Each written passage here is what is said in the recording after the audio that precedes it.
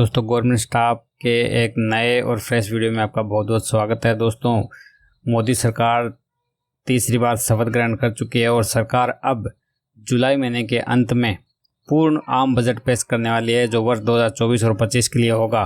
और इस पूर्ण आम बजट में मिडिल क्लास, गवर्नमेंट एम्प्लॉयज़ और पेंशन भोगियों को काफ़ी राहत मिल सकती है।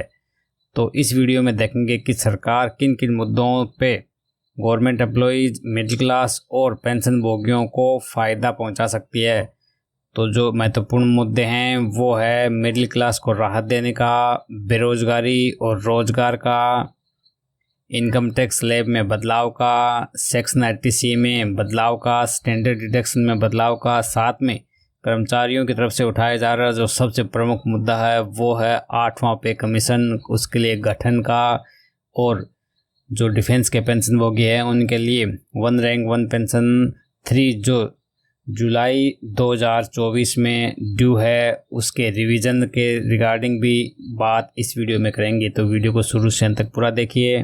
तो चलिए वीडियो को शुरू करते हैं। अभी तक आपने वीडियो को लाइक नहीं किया तो प्लीज़ वीडियो को लाइक कर दीजिए और अपने दोस्तों के साथ इस वीडियो को ज़्यादा से ज़्यादा शेयर कीजिए। सरकारी कर्मचारियों और पेंशन भोगियों से जुड़ी ज़्यादा जानकारी के लिए आप हमारे टेलीग्राम चैनल को आज ही ज्वाइन करें। वीडियो के डिस्क्रिप्शन में टेलीग्राम चैनल का लिंक दिया है, वहां से आप ज्वाइन कर सकते हैं।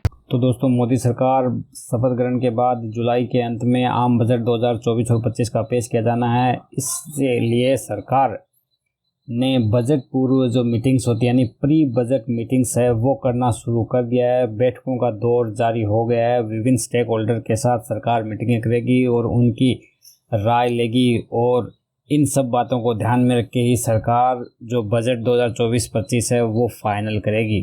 तो देख सकते हैं सबसे पहले 19 जून 2024 को सरकार ने एक प्री बजट बैठक की है और जिसमें अर्थशास्त्रियों से सरकार ने बात की है। और अर्थशास्त्रियों ने जो बड़ी बात कही है वो कहा है कि देश में बेरोजगारी का मुद्दा है और सरकार को रोजगार सृजन पर ध्यान देना चाहिए। उन्होंने ये भी कहा कि अर्थव्यवस्था में तेजी को देखते हुए उपभोग मांग कोई समस्या नहीं बनने जा रही है, रोजगार ही बड़ी समस्या है, इसको सरकार को देखना चाहिए और बजट में कुछ ऐसे प्रावधान करने चाहिए जिससे बेरोजगारी दूर हो और रोजगार के साधन बढ़े। क्योंकि सरकार के द्वारा चलाई गई एक स्कीम जो अग्निपथ थी उसके विरोध में भी लोकसभा चुनाव में युवाओं ने बीजेपी से मुंह मोड़ लिया था और बीजेपी को काफ़ी ज़्यादा सीटों का नुकसान यहाँ देखने को मिले था, जिसके कारण बीजेपी की जो इंटरनल कमेटी है उसने सर्वे किया और उस पर काफ़ी विचार विमर्श और एनालाइज करने के बाद उनको पता चला कि युवाओं को जो अग्निपथ स्कीम है वो भी पसंद नहीं आई, जिसके कारण उसमें भी बदलाव देखने को मिलेंगे। इसका ऐलान आने वाले समय में होगा।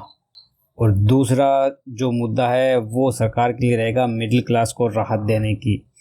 जी हाँ दोस्तों, सरकार को अब ये समझ में आ गया है कि मिडिल क्लास को इग्नोर नहीं किया जा सकता, क्योंकि लोकसभा चुनाव में सरकार ने देखा कि गवर्नमेंट एम्प्लॉयज़ और पेंशन भोगियों का सरकार को कोई ज़्यादा साथ नहीं मिला। क्योंकि गवर्नमेंट एम्प्लॉयज़ और पेंशन भोगी जो एक बहुत बड़ा मुद्दा है कि 8वें वेतन आयोग का गठन, उसके लिए आशा कर रहे थे और चुनाव से पहले भी वो चाह रहे थे कि सरकार इसका ऐलान करके चुनाव में जाए ताकि उनका भी मोटिवेशन बना रहे और वो सरकार का साथ दे, पर ऐसा नहीं हुआ और जिसके कारण सत्तारूढ़ भारतीय जनता पार्टी को चुनाव में काफ़ी कम सीटें मिली। उनकी आशा थी 300 के पार, अकेली बीजेपी का जो प्लान था, और गठबंधन को 400 के पार सीटें मिलने का जो इन्होंने प्लानिंग की थी उसमें काफ़ी कमी रह गई और इसकी वजह रही मिडिल क्लास तथा गवर्नमेंट एम्प्लॉयज़ एंड पेंशन भोगी।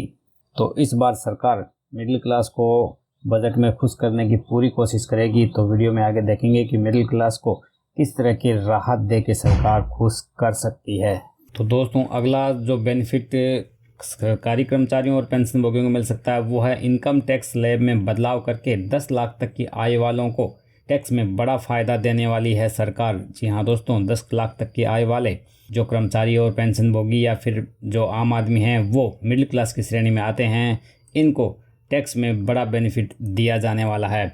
ऐसे में मिडिल क्लास और टैक्स पेयर्स को राहत मिलने की उम्मीद है। सूत्रों के मुताबिक मोदी तीसरी बार शपथ लेने के बाद उनका ये पहला बजट है और इस बजट में 10 लाख तक की सालाना आय वाले लोगों के लिए इनकम टैक्स की दरों में कटौती करने पर विचार कर रही है। इसके अलावा सरकार इनकम टैक्स स्लैब में बदलाव करने की प्लानिंग कर रही है। चुनावी साल होने के चलते वित्त मंत्री निर्मला सीतारमण ने 1 फरवरी 2024 को वित्त वर्ष 2024-25 के लिए अंतरिम बजट पेश किया था। तब वित्त मंत्री ने इनकम टैक्स से जुड़ी कोई बड़ी घोषणा नहीं की थी और इस बजट में जब ये पूर्ण बजट होगा इसमें इनकम टैक्स से जुड़ी बड़ी घोषणा होने की संभावना है। टैक्स छूट की सीमा भी 5 लाख तक कर सकती है सरकार। बजट में सरकार ये राहत एक खास सैलरी वर्ग और मिडिल क्लास को दे सकती है।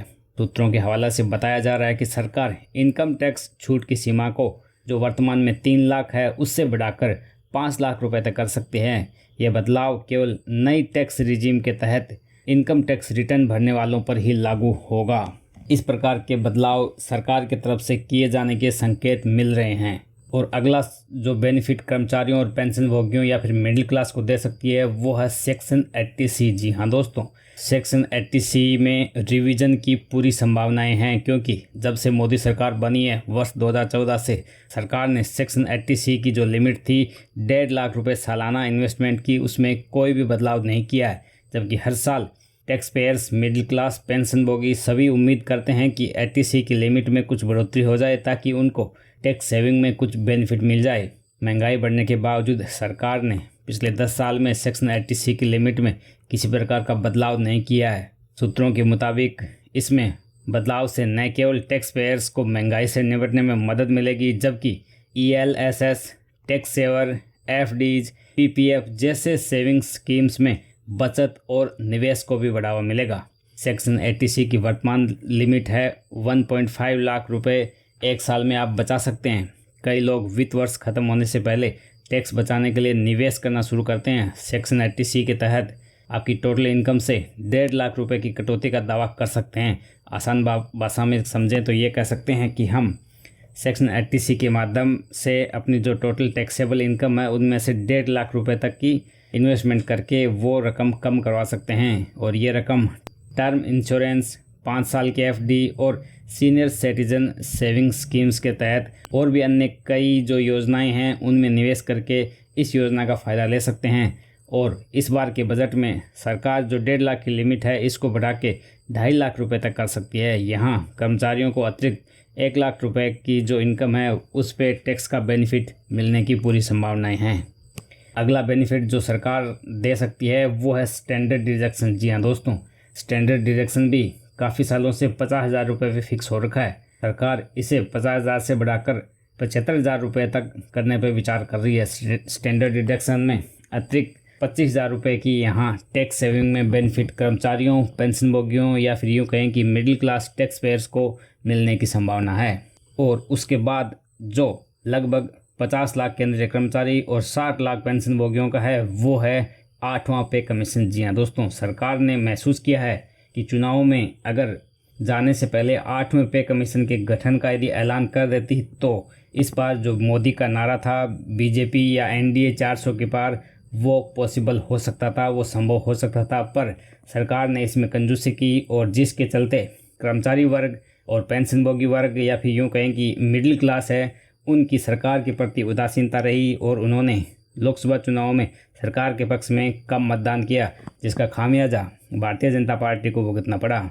और जो जुलाई के अंतिम सप्ताह में 2024 और 25 के लिए पूर्ण बजट पेश किया जाना है उसमें 8वें पे कमीशन के गठन का ऐलान करके सरकार कर्मचारियों, पेंशन भोगियों या फिर मिडिल क्लास को खुश कर सकती है तथा उनके लिए यानी 8वें वेतन आयोग के लिए फंड का एलोकेशन भी कर सकती है।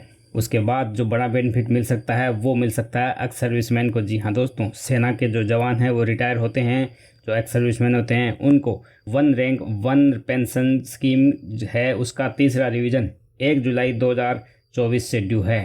तो इसके लिए भी सरकार फंड का ऐलान कर सकती है, साथ में OROP 3 के रिवीजन का भी ऐलान कर सकती है क्योंकि ये एक्स सर्विसमैन काफ़ी सालों से अपने हक के लिए संघर्ष कर रहे हैं। साथ में 1 रैंक 1 पेंशन में जो असमानताएं हैं जिनके कारण सबको एक समान पेंशन नहीं मिल रही, OROP की जो मूल भावना है इसमें भी सरकार कुछ सुधार करके जो एक्स सर्विसमैन वर्ग है उसको खुश करने की तैयारी में है। तो देखते हैं कि सरकार इन बातों में से किन किन बातों पे अमल करके और उसमें कितना बेनिफिट देती है। ये तो बजट पेश करते समय निर्मला सीतारमण के भाषण से ही तय होगा कि इसमें कितना बेनिफिट मिला है। तो दोस्तों इसके बारे में अपनी राय कमेंट बॉक्स में ज़रूर लिखें। मिलते हैं ऐसे ही इन्फॉर्मेटिव वीडियो के साथ, तब तक के लिए धन्यवाद। जय हिंद।